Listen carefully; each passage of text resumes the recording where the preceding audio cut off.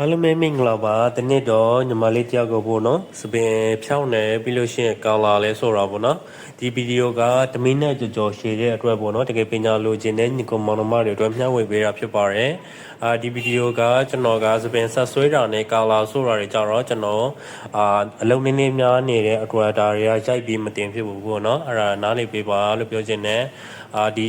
ညီမလေးစပင်ဆိုလို့ရှိရင်အပေါ်ပိုင်းမှာနည်းနည်းပင်ကိုကောက်သွားလေးဖြစ်တယ်အောက်ပိုင်းကျတော့ဒါသူအရင်တော့ခါလာဆို့ထားတာပေါ့နော်ခါလာဆို့ထားတော့ပျက်စီးနေတဲ့ဆန်သားထဲမှာပါတယ်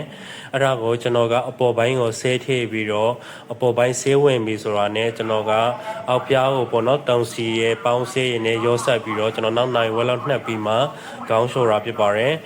ဒီညီမလေးဆိုလို့ရှိရင်ဒါအခုဆိုဆေးဝင်ပြီးပေါ့နော်ဆေးဝင်ပြီးဆိုတော့ကျွန်တော်ကခေါင်းလျှော်တယ်ခေါင်းလျှော်ပြီးတော့ဆက်ဆွဲတာပေါ့စက်ကအပူရှိန်နေနေရှော့ပြီးတော့ဆွဲဖို့လည်းပြောချင်ပါတယ်အခုဆိုလို့ရှိရင်ပေါ့နော်ဆက်လဲဆွဲပြီးွားရေးကာလာလဲဆုပ်ပြီးသွားပြီဆိုတော့ဒီကာလာကြတော့လဲကျွန်တော်က9000တော့6000တော့ကိုအစိမ်းလဲနည်းနည်းရောဆက်ပြီးတော့ဆုပ်ပေးတာဖြစ်ပါတယ်အရင်လဲလှတယ်အကြောင်ဆိုးတဲ့နေရာမှာလဲအခုလိုအယောင်တငိန်နဲ့ဖြစ်အောင်ဆုပ်ပေးဖို့လဲပြောချင်တယ်